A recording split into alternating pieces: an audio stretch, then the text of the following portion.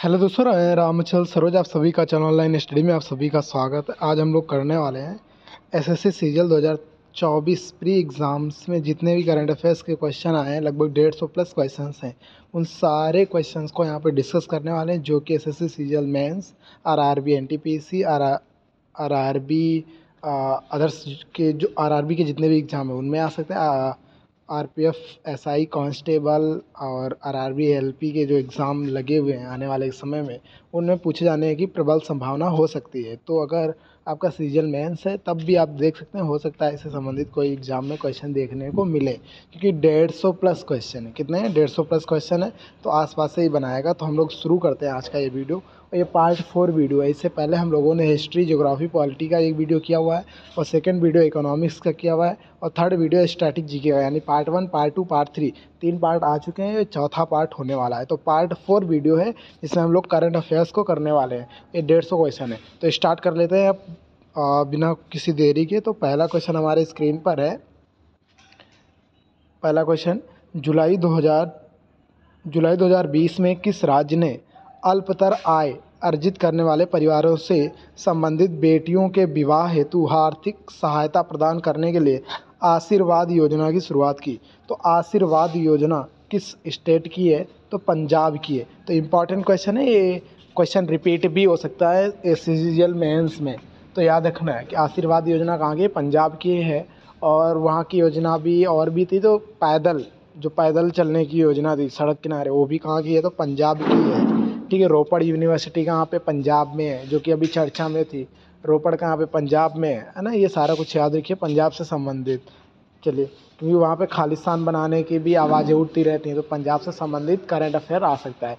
अगला क्वेश्चन है, भारत द्वारा अल्प विकसित देशों एलडीसी के लिए शुल्क मुक्त टैरिफ वरीयता डीएफटीपी योजना की घोषणा कब की गई थी?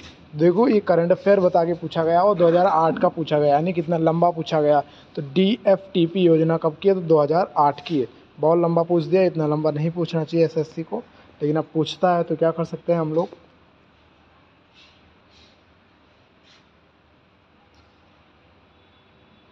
चलिए, अब पूछता है, हम लोग तो रोक तो सकते नहीं हैं। ठीक है भाई। चलिए, अगला प्रश्न हमारा है, प्रधानमंत्री फसल बीमा योजना के अंतर्गत सभी खरीफ खाद्य और तिलहन फसलों के लिए किसानों द्वारा देय अधिकतम प्रीमियम कितना होगा, यानी कितने परसेंट होगा? तो 2% होगा। कितना होगा? 2%। तो ऑप्शन नंबर ए बिल्कुल सही हो जाएगा। अगला क्वेश्चन है, गरीबी रेखा से नीचे के लोगों को स्वास्थ्य बीमा प्रदान करने के लिए राष्ट्रीय स्वास्थ्य बीमा योजना कब शुरू की गई थी? तो कब शुरू की गई थी? 2008 में। किसके लिए? तो गरीबी रेखा से नीचे के लोग जो होते हैं उनको स्वास्थ्य बीमा प्रदान करने के लिए जो राष्ट्रीय स्वास्थ्य बीमा योजना है वो 2008 में थे। देखो, करंट अफेयर्स के नाम पे कितना डिटेल्ड क्वेश्चन पूछा गया और कितना साल पहले का पूछा गया, 2008 का। तो अगला क्वेश्चन है, अगला क्वेश्चन पांचवा है, एमजी संगीत पुरस्कार।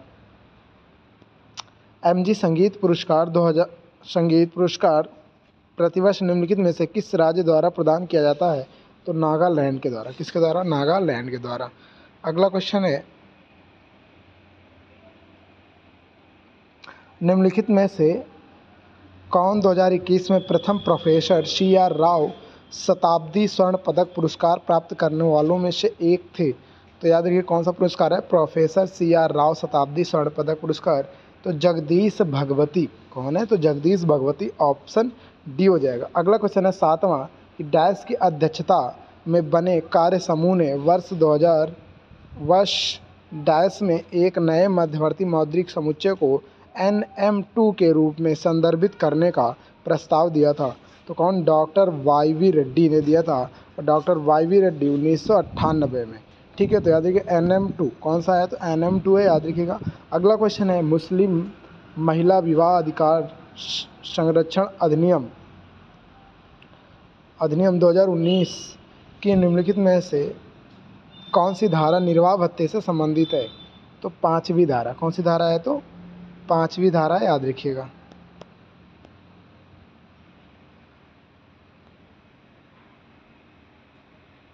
अगला क्वेश्चन आपकी स्क्रीन पर है,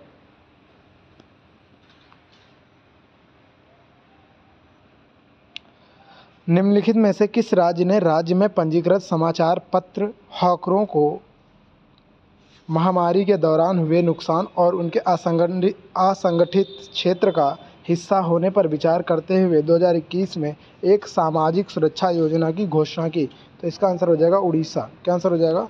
उड़ीसा इसका सही आंसर हो जाएगा।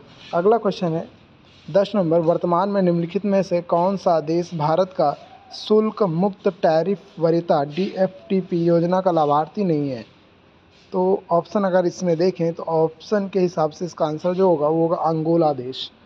ऑप्शन नंबर बी हो जाएगा। अगला क्वेश्चन हमारा है 11 नंबर, 30 नवंबर 2022 को राष्ट्रपति भवन में आयोजित राष्ट्रीय खेल एवं साहसिक पुरस्कार 2022 समारोह में कितने पुरस्कार प्रदान किए गए? तो कितने प्रदान किए गए? तो 44। तो ऑप्शन नंबर सी इसका सही हो जाएगा।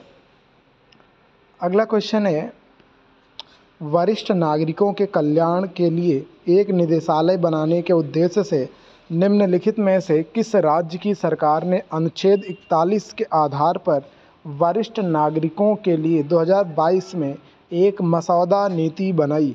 तो तमिलनाडु के लिए। किसके लिए? तमिलनाडु के। अगला है क्वेश्चन, 2022 में विनय मोहन क्वात्रा भारत के विदेश सचिव के रूप में कार्यभार संभाला। इससे पहले उन्होंने निम्नलिखित में से किस देश में राजदूत के रूप में कार्य किया था? तो नेपाल में। कहाँ पे? नेपाल में। अगला क्वेश्चन है, वर्ष 2023-24 के लिए वित्त मंत्रालय का विनिवेश लक्ष्य कितना है? तो विनिवेश का जो लक्ष्य है वो कितना है? तो 51,000 करोड़ रुपए का है। अगला प्रश्न है, 31 जुलाई 2021 को भारतीय नौसेना के नए उप प्रमुख के रूप में किसने पदभार ग्रहण किया? इसका आंसर हो जाएगा SN घोरमड़े। तो ऑप्शन नंबर सी इसका सही हो जाएगा। अगला प्रश्न है, G20 के रोजगार कार्य समूह की बैठक कहाँ आयोजित हुई? वो पहली बैठक जो हुई थी तो जोधपुर में। कहाँ पर हुई थी? जोधपुर में हुई थी। अगला प्रश्न है, हाल ही में संसद में पारित चुनाव कानून संशोधन विधेयक का उद्देश्य कुछ चुनावी सुधारों को लागू करना है। उनमें से एक पात्रता तिथि है। अब तक केवल एक तिथि 1 जनवरी को आयु के संबंध में पात्रता तय करने के लिए माना जाता था। इस संबंध में विधेयक क्या सुधार चाहता है? तो इसमें 4 तिथियां होंगी, 1 जनवरी, 1 अप्रैल, 1 जुलाई और 1 अक्टूबर। यानी अब 4 डेट आएंगी। तो पहले कौन थी? 1 जनवरी थी, लेकिन अब कितनी डेट्स हो जाएंगी? तो 4 तिथियां, 1 जनवरी, 1 अप्रैल, 1 जुलाई और 1 अक्टूबर होगा। अगला प्रश्न हमारा है 18 नवंबर 2022 में भारत सरकार गवर्नमेंट ऑफ इंडिया के स्वास्थ्य एवं परिवार कल्याण मंत्रालय ने प्रधानमंत्री टीबी मुक्त भारत अभियान के तहत शुरू की गई एक पहल निश्चय मित्र के लिए निम्नलिखित में से किसे ब्रांड एम्बेसडर के रूप में नामित किया गया? तो दीपा मलिक को। दीपा मलिक। अगला प्रश्न है, यूएनडीपी के अनुसार मानव विकास सूचकांक 2022 में श्रीलंका का क्या स्थान है? तो 73वां स्थान है। यानी 189 देश हैं, उसमें से कौन सा स्थान है? तो 73वां। भारत का कौन सा स्थान है? तो 132वां स्थान है। अगला प्रश्न है, विमानपत्तन आर्थिक नियामक प्राधिकरण एरा संशोधन अधिनियम 2021 में निम्नलिखित में से कौन सा संशोधन नहीं किया गया है? तो ऑप्शन 4 हैं जो कि बड़े बड़े लिखे हुए हैं, तो उनको पढ़ लेते हैं कौन सा सही होगा। एक प्रमुख हवाई अड्डा वह है जिसमें न्यूनतम 35 लाख यात्रियों का वार्षिक आवागमन होता है। तो ये ऐसा नहीं हो सकता, क्योंकि हर एक जगह 35 लाख यात्रियों का आना जाना बहुत बड़ी संख्या है। तो ये इसका कथन नहीं है, तो ये गलत हो जाएगा। बाकी 3 सही हैं।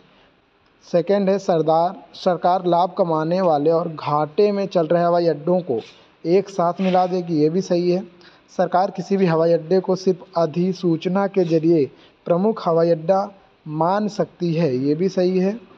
सरकार संभावित बोलीकर्ताओं को PPP मोड में पैकेज के रूप में हवाई अड्डों की पेशकश कर सकती है। तो ये भी सही है। तो प्राइवेटाइजेशन तो चल ही रहा है, तो और प्राइवेटाइजेशन हो जाएगा। हवाई अड्डों का। तो पहला वाला इसमें गलत है, बाकी तीनों सही हैं। अगला प्रश्न है आपकी स्क्रीन पर, महामारी रोग संशोधन अधिनियम 2020 ने निम्नलिखित में से किस अधिनियम में संशोधन किया? तो महामारी रोग अधिनियम 1897 में। तो याद रखिएगा, महामारी रोग अधिनियम जो 2020 में आया, इसने जो संशोधन किया है वो महामारी रोग अधिनियम 1897 में किया है। अगला प्रश्न है, मई 2021 में एन रंगास्वामी ने पुदुचेरी के मुख्यमंत्री के रूप में शपथ ग्रहण की। उनके द्वारा बनाई गई पार्टी का क्या नाम है? तो एन रंगास्वामी जी की जो पार्टी है उस पार्टी का नाम है ऑल इंडिया NR कांग्रेस।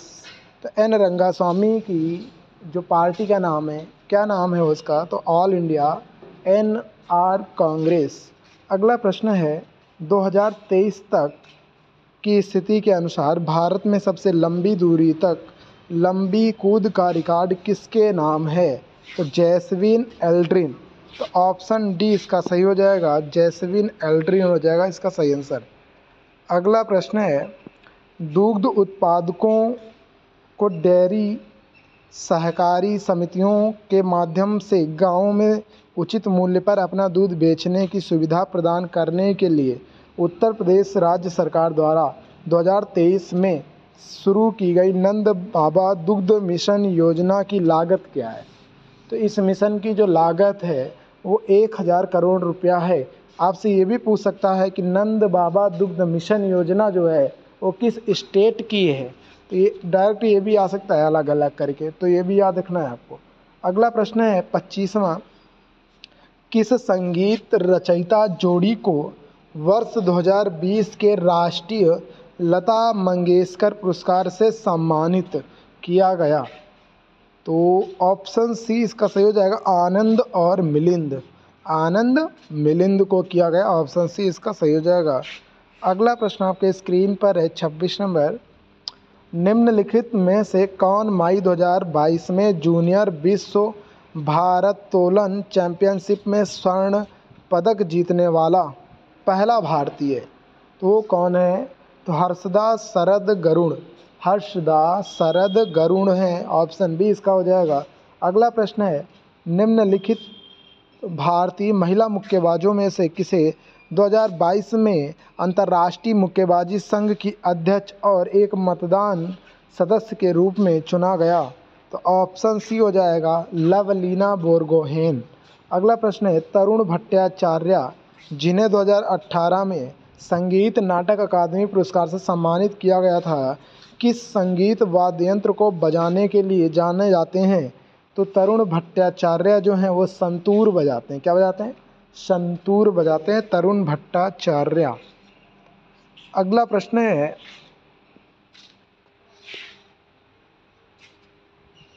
निम्नलिखित में से कौन पूर्व सचिव सूचना और प्रसारण मंत्री थे जिन्हें अक्टूबर 2021 में भारत के प्रधानमंत्री के सलाहकार के रूप में नियुक्त किया गया? तो अमित खरे, इसका आंसर हो जाएगा अमित खरे। MP लैट्स योजना किस वर्ष शुरू हुई थी? यहाँ से काफ़ी एग्जाम में क्वेश्चन आया MP लैट्स। तो 1993। कब शुरू हुई थी? 1993 में। केंद्र सरकार ने किस वर्ष राष्ट्रीय हवाई खेल नीति शुरू की है? तो 2022 में। तो खेल नीति कब शुरू की है राष्ट्रीय हवाई खेल नीति? तो 2022 में।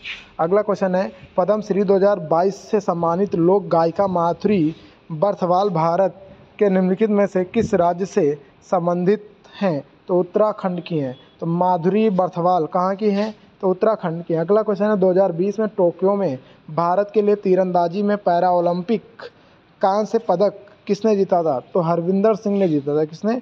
हरविंदर सिंह ने। अगला क्वेश्चन है, निम्नलिखित में से भारत सरकार की कौन सी योजना लक्ष्य समूह टारगेट ग्रुप दृष्टिकोण का एक भाग है?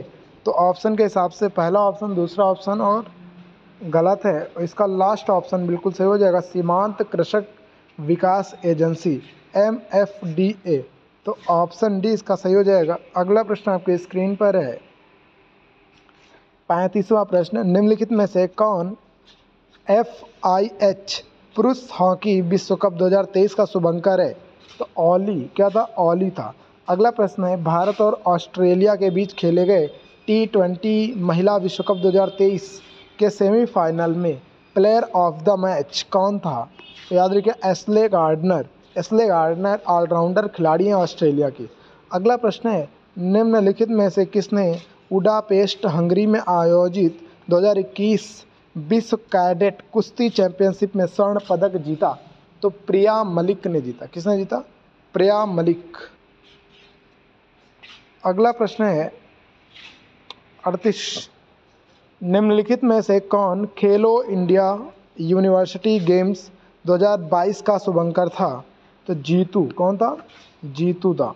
अगला प्रश्न है, जनवरी 2023 में कोनेरू हम्पी ने अलमाटी कजाकिस्तान में आयोजित डैश में भारत का पहला रजत पदक जीता? तो विश्व ब्रिड्ज शतरंज चैंपियनशिप में। अगला प्रश्न 40वां, वित्तीय वर्ष 2019 तक प्राप्त जानकारी के अनुसार भारत में निम्नलिखित में से किस राज्य का सड़क घनत्व सबसे अधिक था? तो केरल का। किसका था? केरल का। अगला प्रश्न है, तबला वादक विक्रम घोष को 2023 में समकालीन श्रेणी में निम्नलिखित में से किस पुरस्कार से सम्मानित किया गया? तो संगीत नाटक अकादमी से। तो याद रखिए कौन है? तो विक्रम घोष हैं तबला वादक।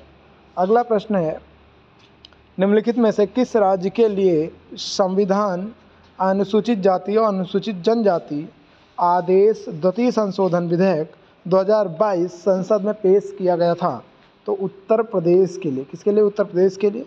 अगला प्रश्न है, मार्च 2024 तक प्राप्त जानकारी के अनुसार दुनिया के दूरसंचार बाजार में भारत का कौन सा स्थान है? तो दूसरा स्थान है। अगला प्रश्न है, पद्म भूषण पुरस्कार से सम्मानित अरविंद पारेख निम्नलिखित में से किस वाद्य यंत्र से संबंधित है? नाम है अरविंद पारेख। तो अरविंद पारेख का संबंध किससे है? तो सितार से। किससे? सितार से। अगला प्रश्न है, खेलो इंडिया यूनिवर्सिटी गेम्स का तीसरा संस्करण निम्नलिखित में से किस राज्य में आयोजित किया गया था? तो खेलो इंडिया यूनिवर्सिटी गेम्स का तीसरा संस्करण जो हुआ वो उत्तर प्रदेश में हुआ है। Option D. अगला प्रश्न है, मिस्र के काहिरा में आयोजित अंतर्राष्ट्रीय शूटिंग स्पोर्ट्स फेडरेशन ISSF विश्व कप 2022 में भारत ने कितने पदक जीते? तो 7 पदक। कितने पदक जीते हैं? तो 7 पदक जीते हैं भारत ने। अगला प्रश्न है, from Plassey to partition and after a history of modern India. From Plassey to partition and after a history of modern India पुस्तक किसकी है? तो शेखर बंदोपाध्याय की है। ये पुस्तक इम्पॉर्टेंट हो सकती है। From Plassey to partition and after such that a history of modern India किसकी है? शेखर बंदोपाध्याय की। अगला क्वेश्चन है, गगन नारंग ने किस ओलंपिक में कांस्य पदक जीता था? तो गगन नारंग ने लंदन ओलंपिक में कांस्य पदक जीता था। तो ऑप्शन बी इसका सही हो जाएगा। अगला प्रश्न है, निम्नलिखित में से किस राज्य सरकार द्वारा संगीत के क्षेत्र में हरिवंशनम पुरस्कार दिया जाता है? तो केरल के द्वारा ये पुरस्कार दिया जाता है। अगला प्रश्न है, PM वृक्ष योजना का शुभारंभ निम्नलिखित में से किस मंत्रालय ने किया? तो ऑप्शन ए सामाजिक न्याय एवं अधिकारिता मंत्रालय। तो ऑप्शन ए इसका सही होगा, PM दक्ष योजना। अगला प्रश्न है, संकल्प गुप्ता किस स्पर्धा से बिलोंग करते हैं? तो संकल्प गुप्ता का संबंध जो होगा वो शतरंज से है। तो संकल्प गुप्ता जो है वो किस स्पर्धा से संबंधित हैं? तो शतरंज से। अगला प्रश्न है, 2021 में निम्नलिखित में से किस राज्य में प्रधानमंत्री ने राजा महेंद्र प्रताप सिंह राज्य विश्वविद्यालय की आधारशिला रखी? तो ये आपको याद होगा 2021 में हमारे उत्तर प्रदेश में न्यू यूनिवर्सिटी बनाई गई थी, राजा महेंद्र प्रताप सिंह राज्य विश्वविद्यालय। तो इसका उत्तर हो जाएगा उत्तर प्रदेश। अगला प्रश्न है, भारतीय क्रिकेटरों में से किन्हें अल्पनायक के 2022 संस्करण में विजडन क्रिकेटर ऑफ ईयर के नाम से नामित किया गया था। तो किसको शामिल किया था wisdom's cricketer of the year? तो रोहित शर्मा और जसप्रीत बुमराह, इन दोनों लोगों को शामिल किया गया था। याद रखिएगा, ये कई बार रिपीट हुआ है, अदर एग्जाम्स में भी आया हुआ है। तो ऑप्शन डी इसका सही आंसर हो जाएगा। अगला प्रश्न है, उत्तर प्रदेश राज्य से संबंधित निम्नलिखित में से कौन पद्मश्री पुरस्कार विजेता लोक गायक हैं? तो ऑप्शन के हिसाब से अगर देखें तो इसका आंसर होगा अजिता श्रीवास्तव। इसके अलावा बहुत सारे लोग हैं उत्तर प्रदेश के, लेकिन ऑप्शन के हिसाब से जाएंगे तो ऑप्शन ए इसका सही होगा। अजिता श्रीवास्तव का संबंध जो है वो पद्मश्री पुरस्कार से है। अगला प्रश्न है, राजीव गांधी खेल रत्न पुरस्कार का नाम बदलकर मेजर ध्यानचंद खेल रत्न पुरस्कार कब किया गया? देखो ये प्रश्न पूछ लिया है। तो 6 अगस्त 2021 को किया गया था। डेट याद रखिएगा, क्योंकि इसमें स्पेसिफिक डेट ही पूछी गई है। मैं 2021 को लगभग सभी को याद रहता है, डेट याद रखना है 6 अगस्त 2021 को। ठीक है, चलिए अगला प्रश्न है, स्टैंड अप इंडिया पहल का प्राथमिक उद्देश्य क्या है? तो स्टैंड अप इंडिया है कि स्टार्टअप इंडिया है, तो दोनों अलग अलग हैं। तो स्टार्टअप जो है उसमें रोज़गार को बढ़ावा देने के लिए होता है, लेकिन यहाँ पे स्टैंड अप है। तो स्टैंड अप इंडिया जो है वो SC ST और जो महिला उद्यमी होते हैं उनको बैंक ऋण की सुविधा उपलब्ध करवाई जाती है स्टैंड अप इंडिया के तहत। लेकिन स्टार्टअप में ऐसा नहीं है। स्टार्टअप में क्या होता है, जो युवा लोग हैं उनको बढ़ावा दिया जाता है, लोन वगैरह प्रोवाइड करवा के वो अपना उद्योग खुद का चलाएं बिजनेस के लिए। ठीक है, अगला प्रश्न है, बुद्धदेव दास गुप्ता निम्नलिखित में से किस संगीत वाद्य यंत्र को बजाने के लिए फेमस है? एकदम नए नए नाम पूछे गए हैं। बुद्धदेव दास गुप्ता, तो इनका संबंध है सरोद। अमजद अली खान का भी संबंध किससे है? तो सरोद से ही है। अगला क्वेश्चन है, राष्ट्रीय युवा नीति कब शुरू की गई थी? तो इसका आंसर हो जाएगा 2014। मेक इन इंडिया कब आया था? 2014 में ही आया था। ठीक है, अगला प्रश्न है, भारत के राष्ट्रपति द्वारा किस लावनी गायिका को पद्मश्री 2022 प्रदान किया गया? तो ये भी क्वेश्चन पूछा गया है कि लावनी कहाँ का है, तो लावनी कहाँ का है? तो महाराष्ट्र का है। अब 2022 में पद्मश्री किसको मिला है? तो सुलोचना चौहान को मिला है। ये एग्ज़ाम स्टैटिक से संबंधित है, लेकिन ये क्वेश्चन कई बार रिपीट हुआ है। सुलोचना चौहान का संबंध किससे है? तो लावनी से है। अगला क्वेश्चन है, मेटा और महिला एवं बाल विकास मंत्रालय द्वारा नए भारत के सपने अभियान किस वर्ष शुरू किए गए थे? तो नए भारत के सपने 2023 में स्टार्ट की गई थी ये योजना, और किस मंत्रालय के द्वारा शुरू की गई है? तो महिला एवं बाल विकास मंत्रालय के द्वारा। अभी वर्तमान में महिला एवं बाल विकास मंत्रालय की मंत्री कौन है? आप लोग कमेंट बॉक्स में बताइएगा। लेकिन ये जब योजना आई थी नए भारत के सपने, उस समय की मंत्री कौन थी? तो स्मृति ईरानी जी थी। अभी एट प्रेजेंट टाइम पे कौन है? आप लोग कमेंट बॉक्स में कमेंट करके बताइएगा। अगला क्वेश्चन है, T20 क्रिकेट प्रतियोगिता 2022-23 की सैयद मुश्ताक अली ट्रॉफ़ी किस टीम ने जीती है? तो पहला क्वेश्चन तो यहाँ से ये भी बन सकता है कि सैयद मुश्ताक अली ट्रॉफ़ी किस खेल से संबंधित है? तो खेल पूछेगा तो क्रिकेट हो जाएगा। हालांकि 2022-23 का जो एडिशन रहा वो किस टीम ने जीता है? तो मुंबई टीम ने जीता है। अब आप लोग कमेंट बॉक्स में कमेंट करिएगा कि जो मुंबई टीम है उसका कप्तान कौन था। अगला प्रश्न है, जो कि देखो कितना लंबा चौड़ा लिखा हुआ है, तो पढ़ लेते हैं। निम्न में से कौन सा संगठन स्वास्थ्य और पोषणीय भोजन तक पहुंच में सुधार करने हेतु प्रेरणादायक, विविध और प्रभावशाली समाधान प्रदान करने के लिए संयुक्त राष्ट्र द्वारा घोषित सर्वश्रेष्ठ लघु व्यवसाय सभी के लिए अच्छा भोजन के रूप में 1 लाख डॉलर के नगद पुरस्कार का विजेता नहीं है? तो इसमें से बोला है कि 1 लाख डॉलर जो दिया गया है वो इसमें से किसको नहीं दिया गया है? तो option A edible roots private limited है, option B Urja development solutions India private limited, और third option Taru naturals, option D है पतंजलि। इसमें से पतंजलि को नहीं दिया गया है, बाकी तीनों को दिया गया है। तो ऑप्शन डी इसका सही हो जाएगा। अगला है प्रश्न, PM Ayushman Bharat health infrastructure mission किस वर्ष शुरू किया गया था? तो PM Ayushman Bharat health infrastructure mission 2021 में शुरू किया गया था। तो ऑप्शन सी इसका सही हो जाएगा।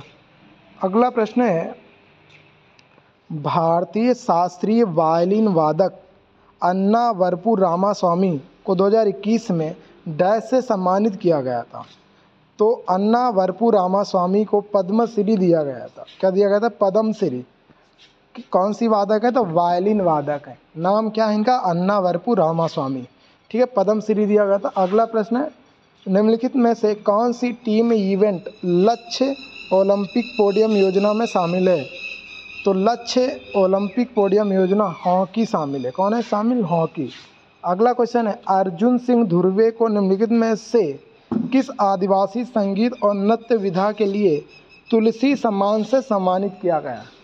तो अर्जुन सिंह धुर्वे का संबंध जो है बैगा से है। बैगा। बैगा किस स्टेट का नृत्य है? आप लोग कमेंट बॉक्स में कमेंट करके बताइएगा।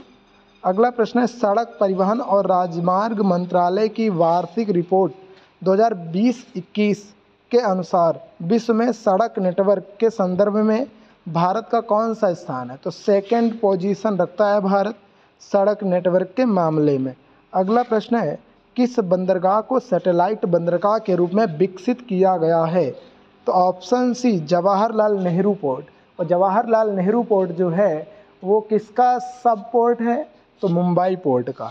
अगला प्रश्न है हमारा, संसद ने अगस्त 2021 में आवश्यक रक्षा सेवा विधेयक 2021 पारित किया। इसे पारित करने के पीछे निम्नलिखित में से कौन सा उद्देश्य था?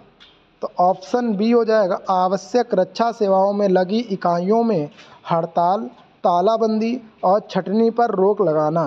तो ऑप्शन बी इसका सही आंसर हो जाएगा, आवश्यक रक्षा सेवाओं में लगी इकाइयों में हड़ताल, तालाबंदी और छटनी पर रोक लगाना। तो ऑप्शन बी इसका सही हो जाएगा। अगला प्रश्न है जो कि बहुत लंबा चौड़ा लिखा हुआ है, पढ़ना ही पड़ेगा। तो 70 नंबर क्वेश्चन है, निम्नलिखित में से किस राज्य ने मवेशियों के वध और परिवहन को विनियमित करने के लिए जुलाई अगस्त 2021 में मवेशी संरक्षण अधिनियम 2021 अधिनियमित किया और दिसंबर 2021 में एक संशोधन का प्रस्ताव रखा जिसमें अंतर्राष्ट्रीय सीमा साझा करने वाले जिलों को छोड़कर कृषि और पशुपालन के लिए मवेशियों के अंतर जिला परिवहन की अनुमति दी? ऐसा किया गया है असम में, और असम की राजधानी क्या है? दिसपुर। असम के मुख्यमंत्री कौन है? तो हेमंत बिश्वा शर्मा, जो मुस्लिम्स को लेकर के तमाम सारे स्टेटमेंट्स देते हैं जिससे वो हमेशा चर्चा का विषय बने रहते हैं। अगला प्रश्न है, निम्नलिखित में से किस वर्ष में भारत विश्व बैडमिंटन चैंपियनशिप की मेज़बानी करेगा? तो 2026 में करेगा। ऑप्शन नंबर सी इसका सही हो जाएगा। अगला प्रश्न है, वर्ष 2002 में आशा भोसले ने किस फिल्म के लिए सर्वश्रेष्ठ पार्श्व गायक वर्ग में अंतर्राष्ट्रीय भारतीय फिल्म अकादमी आईफा पुरस्कार प्राप्त किया? तो लगान में। किस मूवी में? तो लगान में प्राप्त किया था, लगान के लिए। ऑप्शन नंबर हो जाएगा सी। अगला प्रश्न है, मार्च 2023 में निम्नलिखित में से किसे पेंशन फंड नियामक और विकास प्राधिकरण PFRDA के नए अध्यक्ष के रूप में नियुक्त किया गया? तो दीपक मोहंती को। किसको किया गया था? दीपक मोहंती को। और अगला प्रश्न है 74 नंबर, विजेंदर सिंह ने कितनी बार ओलंपिक खेलों में भारत का प्रतिनिधित्व किया है? तो विजेंदर सिंह ने कितनी बार किया है? तो 3 बार किया है। कितनी बार? 3 बार किया है। अगला प्रश्न है, भारत सरकार ने अप्रैल 2020 में government of T technology launch किया, IGOT लॉन्च किया। यह क्या है? तो कोविड-19 प्रबंधन के लिए ऑनलाइन प्रशिक्षण पोर्टल था ये। ऑप्शन नंबर ए सही होगा। अगला प्रश्न है, उजाला योजना किस वर्ष शुरू की गई थी? तो 2015 में। कब शुरू की गई थी? 2015 में। अगला प्रश्न है 77 नंबर क्वेश्चन है, उन गलिल ओरुवन यानी वन अमंग यू निम्नलिखित में से किस मुख्यमंत्री की आत्मकथा है? तो वन अमंग यू या उन गलिल ओरुवन MK स्टालिन की आत्मकथा है वन अमंग यू। तो ऑप्शन बी इसका सही आंसर हो जाएगा। अगला प्रश्न है, प्रधानमंत्री ग्रामीण आवास योजना में उत्तर पूर्वी और हिमालयी राज्यों के लिए इकाई सहायता की लागत केंद्र और राज्य सरकारों के बीच डैश के अनुपात में साझा की जाती है? तो 90 और 10 के अनुपात में। किस अनुपात में? 90 और 10। ठीक है, तो ये रेशियो भी याद रखिएगा। अगला प्रश्न है, निम्नलिखित में से किस राज्य सरकार ने सार्वजनिक रूप से पेड़ लगाने को बढ़ावा देने के लिए मई 2021 में अंकुर योजना शुरू की, जिसमें लोगों को पौधे लगाने और उनकी देखभाल करने के लिए पुरस्कृत किया जाता है? तो अंकुर योजना जो है मध्य प्रदेश की, कहाँ की है? मध्य प्रदेश की। अगला प्रश्न है, कायर कंडक्टर कुमी नरीमन वाडिया को 2023 में भारत सरकार द्वारा निम्नलिखित में से किस पुरस्कार से सम्मानित किया गया? तो कायर कंडक्टर कुमी नरीमन वाडिया को पद्म श्री से सम्मानित किया गया था 2023 में। अगला प्रश्न है आपके स्क्रीन पर, 36वें राष्ट्रीय खेलों में हसिका रामचंद्र ने निम्नलिखित में से किस खेल में 6 स्वर्ण पदक जीते? तो हसिका रामचंद्र ने तैराकी में जीते हैं। किसमें? तैराकी में। अगला क्वेश्चन है, टाइम मैगजीन की 2021 के 100 सबसे प्रभावशाली लोगों की सूची में 3 भारतीयों को शामिल किया गया था। सूची में किसका नाम नहीं था? अदर पूनावाला थे, ममता बनर्जी थी, नरेंद्र मोदी थे, इसमें से अमिताभ बच्चन गायब थे। तो option number C, Amitabh Bachchan नहीं थे उसका हिस्सा। तो अगला प्रश्न है 83, किसी राज्य में मुख्यमंत्री सहित मंत्रियों की संख्या डैश से कम नहीं होनी चाहिए? तो 12 से कम नहीं होनी चाहिए। टोटल सीट का कितना 15% लोग बनते हैं। कितने लोग? 15%। अगला प्रश्न है आपके स्क्रीन पर, निम्नलिखित में से कौन सा संगठन वेब संस्करण ई गोपाला एप्लीकेशन के विकास से जुड़ा है? तो ऑप्शन नंबर बी, NDDB, तो राष्ट्रीय डेयरी विकास बोर्ड। अगला प्रश्न है, हारमोनियम वादक तुलसीदास बोरकर को 2016 में डैश से सम्मानित किया गया था? तो तुलसीदास बोरकर को पद्म श्री मिला था और तुलसीदास बोरकर क्या बजाते हैं? तो हारमोनियम बजाते हैं। क्या बजाते हैं? हारमोनियम। अगला प्रश्न है, निम्नलिखित में से किस पार्श्व गायक को कर्नाटक रत्न पुरस्कार 2005 प्रदान किया गया था? तो इसका आंसर हो जाएगा भीमसेन जोशी। पंडित जसराज मेवाती घराना, भीमसेन जोशी किस घराने? किराना घराना से। अगला प्रश्न है हमारा, भारतीय संगीत के क्षेत्र में सर्वश्रेष्ठ प्रतिभा को पुरस्कृत करने के उद्देश्य से कौन सा टेलीविज़न चैनल प्रत्येक वर्ष IMMIS पुरस्कार प्रदान करता है? तो MTV करता है। कौन करता है? MTV। ठीक है, तो MTV याद रखिएगा, ऑप्शन डी हो जाएगा। क्वेश्चन नंबर 88, अप्रैल 2023 में किस गज़ल गायक को प्रतिष्ठित दीनानाथ मंगेशकर पुरस्कार से सम्मानित किया गया था? तो पंकज उधास को। ऑप्शन नंबर ए इसका सही हो जाएगा, पंकज उधास। अगला क्वेश्चन है 89, 29 अक्टूबर 2020 को विज्ञान और प्रौद्योगिकी मंत्रालय ने SERB पावर योजना का शुभारंभ किया। उस योजना का लक्ष्य क्या है? ऑप्शन ए, विज्ञान अकादमिक कार्यक्रमों और प्रयोगशालाओं में विज्ञान और प्रौद्योगिकी अनुसंधानार्थ वित्त पोषण में लैंगिक असमानता को न्यूनतम करना, यानी सबसे कम करना। अगला प्रश्न है, भारत में प्रो कबड्डी लीग की स्थापना निम्नलिखित में से किस वर्ष की गई थी? तो 2014 में। कब की गई थी? 2014 में की गई थी। अगला प्रश्न है, 2023 में नीति आयोग की रिपोर्ट के अनुसार भारत में निम्नलिखित में से किस राज्य में कुल जनसंख्या का सबसे कम प्रतिशत बहुआयामी गरीब है? तो सबसे कम कहाँ के लोग गरीब है? तो केरल के। अगला प्रश्न है, डैश पोर्टल किसानों के लिए कृषि से संबंधित कोई भी जानकारी प्राप्त करने हेतु भारत सरकार द्वारा प्रदान किया गया एक मंच है। तो फार्मर्स, ऑप्शन नंबर डी हो जाएगा इसका, फार्मर्स ऐप।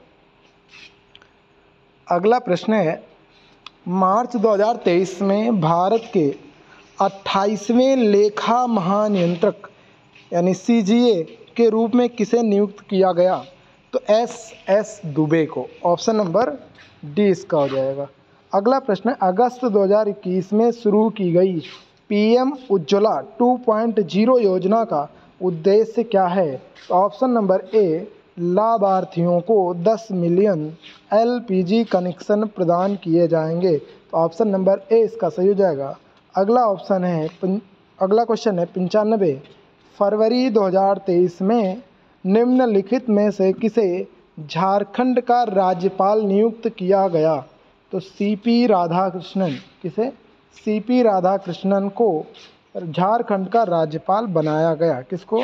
CP राधाकृष्णन को। अगला प्रश्न है 96, वर्ष 2023 में सिक्किम के मुख्यमंत्री प्रेम सिंह तमांग द्वारा शुरू की गई मेरो रूख मेरो संतति पहल के अंतर्गत सिक्किम में जन्म लेने वाले प्रत्येक बच्चे के लिए कितने पेड़ लगाए जाएंगे? तो कितने लगाए जाएंगे? तो 100 लगाएंगे पेड़। कितने? 100। योजना का नाम है मेरो रूख मेरो संतति। ये कहाँ की पहल है? तो सिक्किम की पहल है। कहाँ की? सिक्किम। और सिक्किम के मुख्यमंत्री कौन है? तो प्रेम सिंह तमांग। अगला प्रश्न है, असंगठित श्रमिकों के लिए वृद्धावस्था सुरक्षा सुनिश्चित करने वाली पेंशन योजना का नाम क्या है? तो प्रधानमंत्री श्रम योगी मानधन।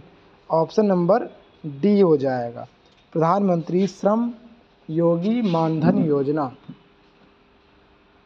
अगला प्रश्न है 98 नंबर, निम्नलिखित में से कौन से देश वर्ष 2031 में ICC पुरुष क्रिकेट विश्व कप की मेज़बानी करेंगे?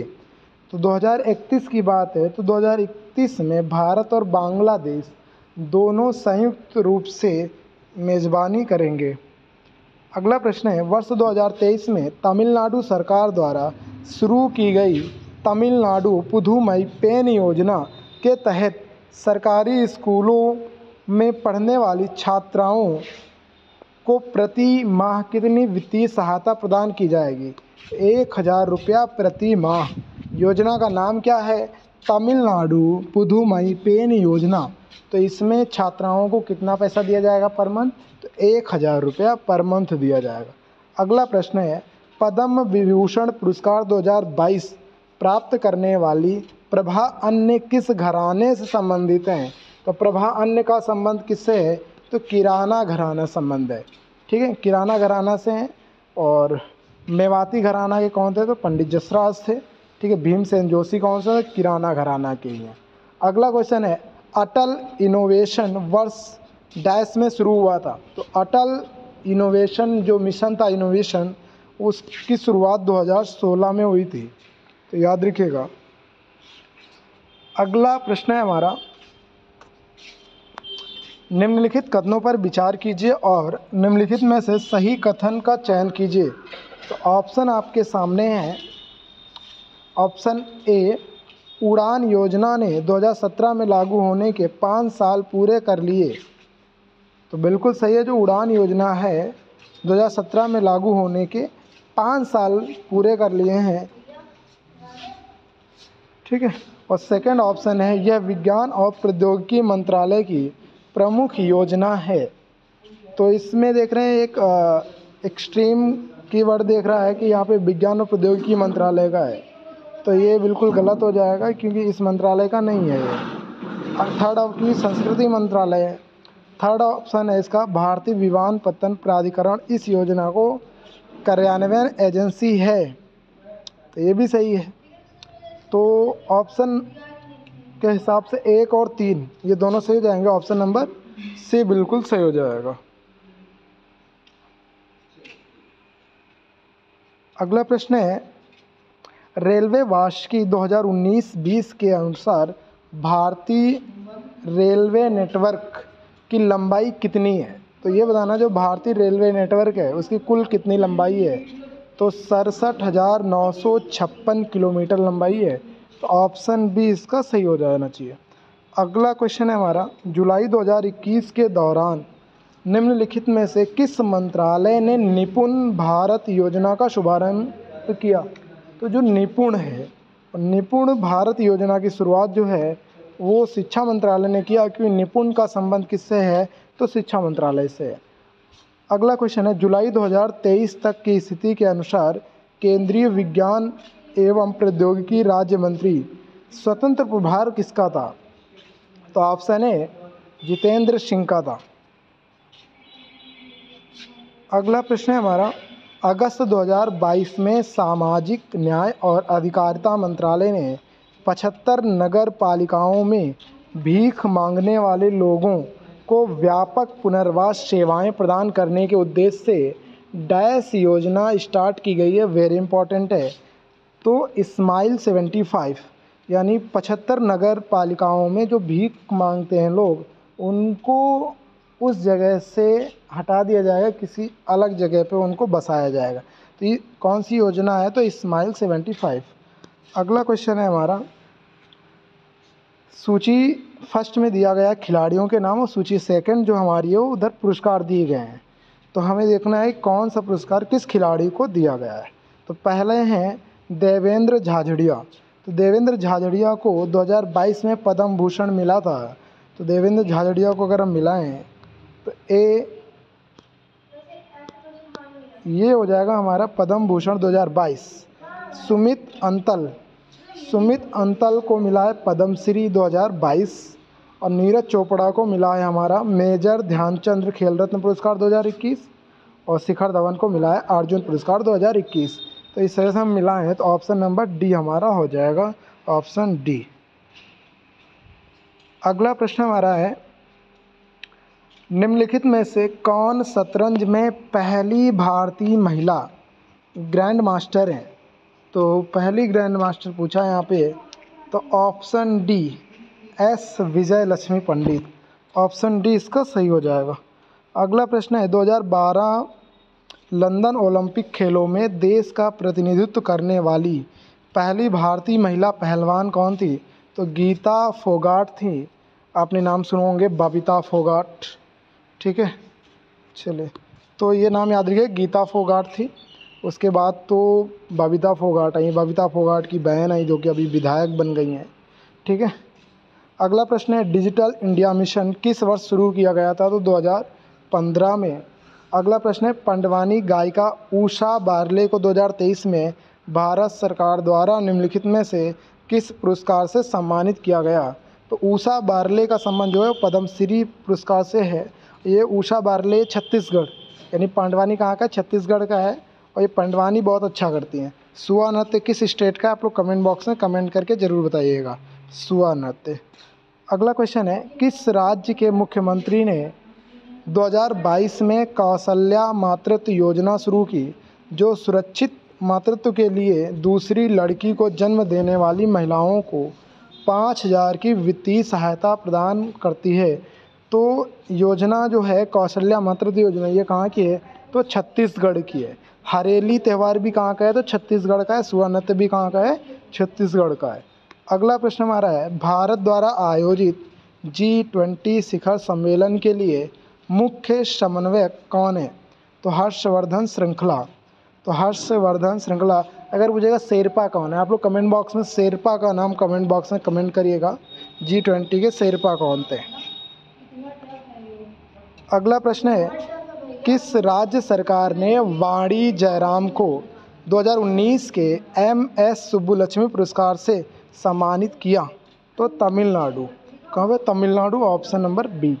अगला क्वेश्चन है, AR रहमान, गुलजार और डैश ने सर्वश्रेष्ठ मोशन पिक्चर गीत जय हो के लिए 52वां वार्षिक ग्रैमी पुरस्कार जीता। तो किसने जीता था? तो तन्वी शाह ने जीता था। और तन्वी शाह पहली महिला बन गई थी ग्रैमी पुरस्कार जीतने वाली। तो याद रखिए, तन्वी शाह का कई बार एग्जाम में आया, मल्टीपल टाइम, तो ये भी याद रखना है। अगला क्वेश्चन है हमारा, विश्व पर्यावरण दिवस 2023 के अवसर पर प्रधानमंत्री नरेंद्र मोदी द्वारा शुरू की गई अमृत धरोहर योजना का मुख्य केंद्रित क्षेत्र निम्नलिखित में से कौन सा था? तो वेटलैंड्स को बढ़ावा देना, यानी आर्द्रभूमि पारिस्थितिकी तंत्र के संरक्षण में स्थानीय समुदायों के महत्व को बढ़ावा देना। ऑप्शन नंबर 20 का सही हो जाएगा।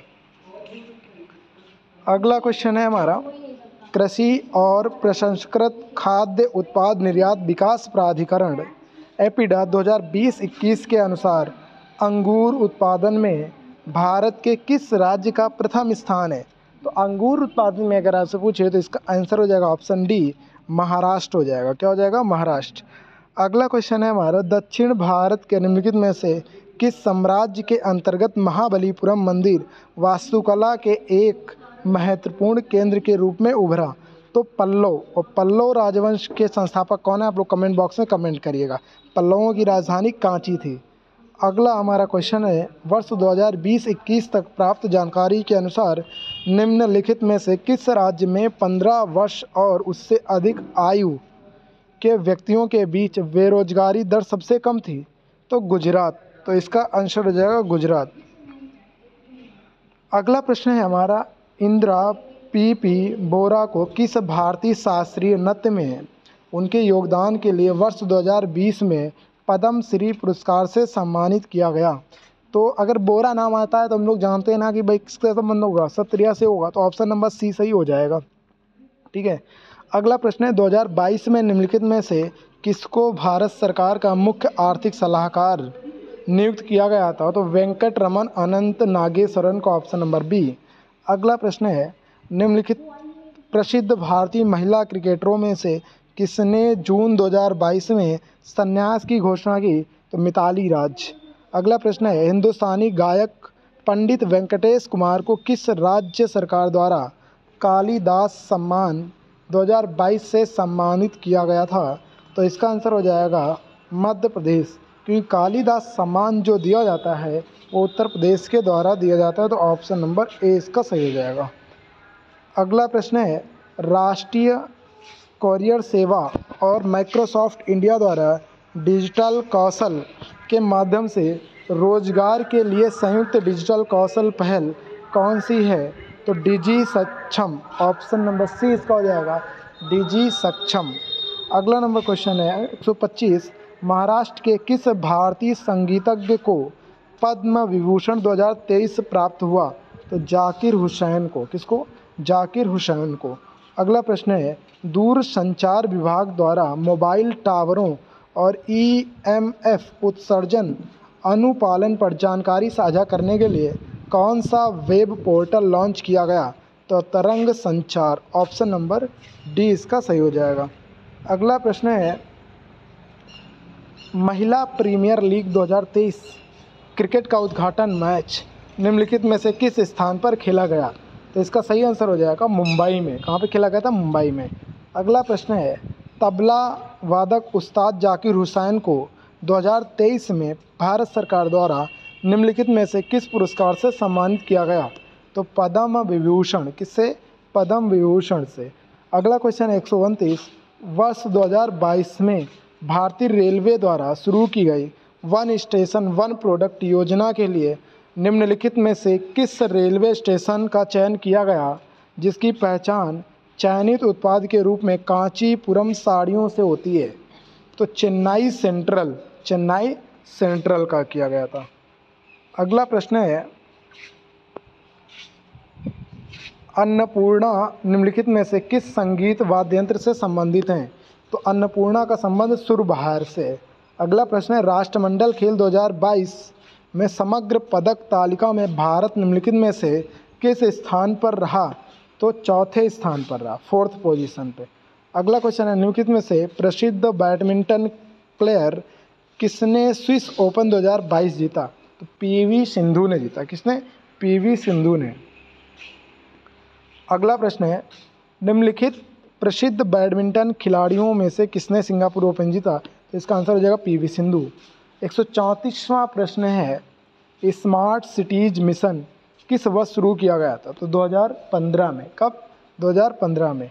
135वां क्वेश्चन है, निम्नलिखित में से किसने 2022-23 में आयोजित हुए G20 सम्मेलन में शेरपा के रूप में चुना गया था? तो अमिताभ कांत को। किसको? अमिताभ कांत।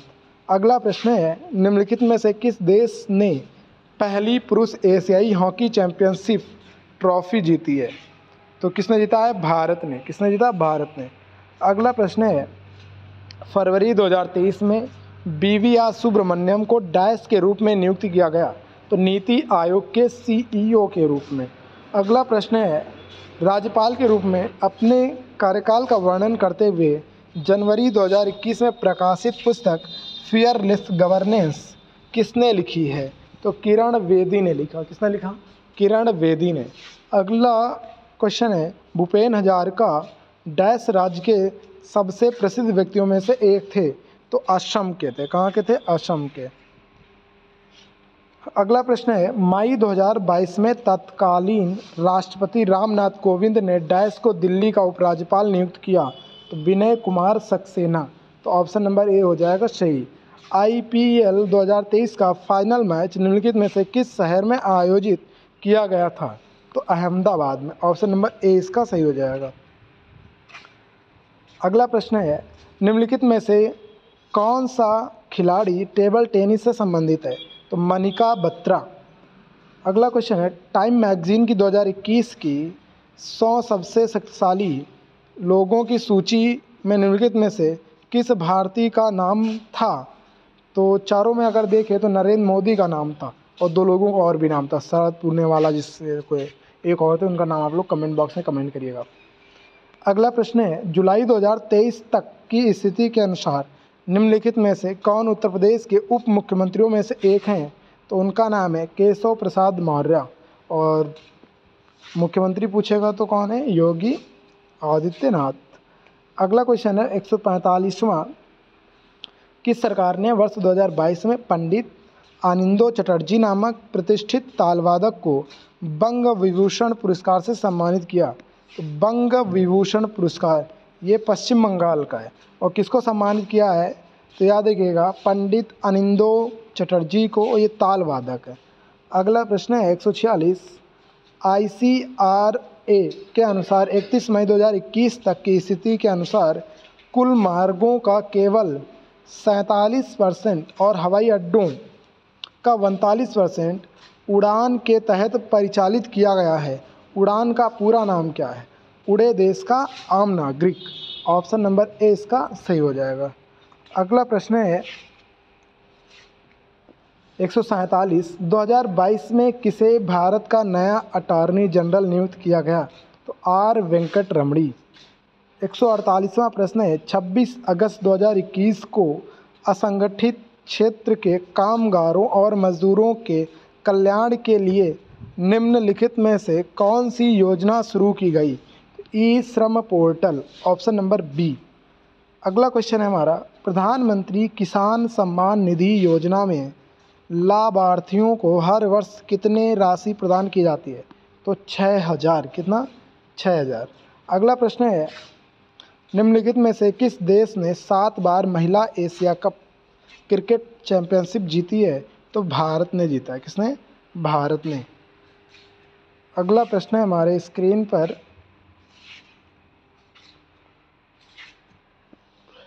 14 अक्टूबर 2021 तक प्राप्त जानकारी के अनुसार कौन सा भारतीय फुटबॉलर पेले के 77 अंतर्राष्ट्रीय गोल रिकॉर्ड को तोड़ने के लिए चर्चा में था?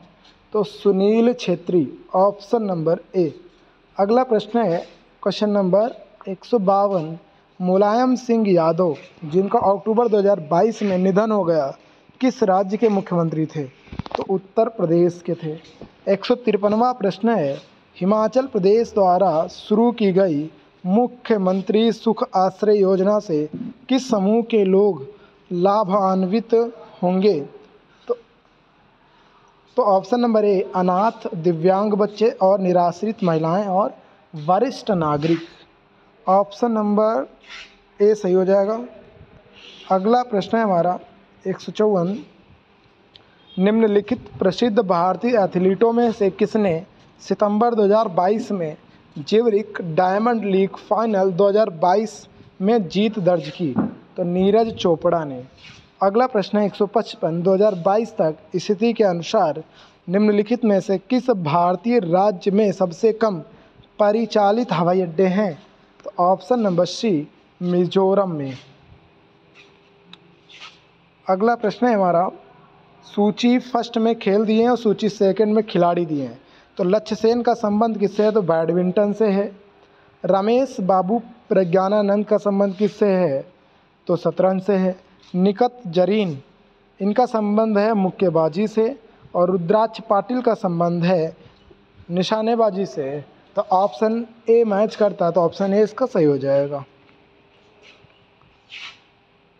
अगला प्रश्न है हमारा 157 जुलाई 2023 तक की स्थिति के अनुसार तमिलनाडु के मुख्यमंत्री कौन है? तो एम.के. स्टालिन।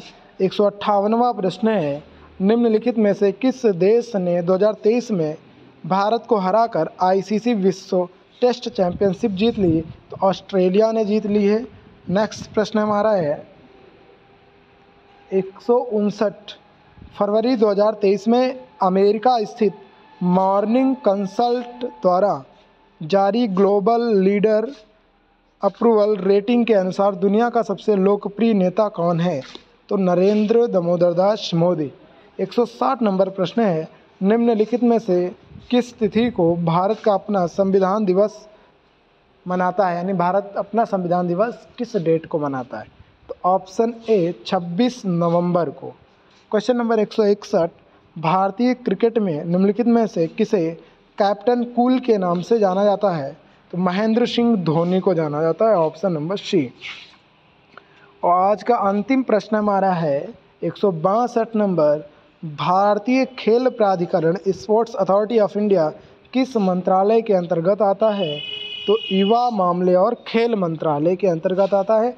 ये हमारा अंतिम प्रश्न है। ठीक है, तो आज यहाँ पे ये वीडियो समाप्त होता है। हम लोगों ने करंट अफेयर्स के जितने प्रश्न सीजीएल 2024 प्री में पूछे गए थे उन सारे प्रश्नों को यहाँ पे हम लोगों ने सॉल्व कर लिया है।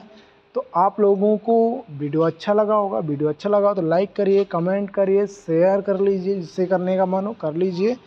तो इसके आगे जो नेक्स्ट वीडियो आएगा हमारा पार्ट 5 वीडियो, वो होगा फिजिक्स का, क्योंकि यहाँ से हमारी फिजिक्स स्टार्ट होगी। तो यहाँ से हम लोग फिजिक्स के क्वेश्चंस को करेंगे। तो आज लेते हैं आप लोगों से इजाज़त, चलते हैं सर, मिलेंगे नेक्स्ट वीडियो में। जय हिंद, जय भारत, वंदे मातरम।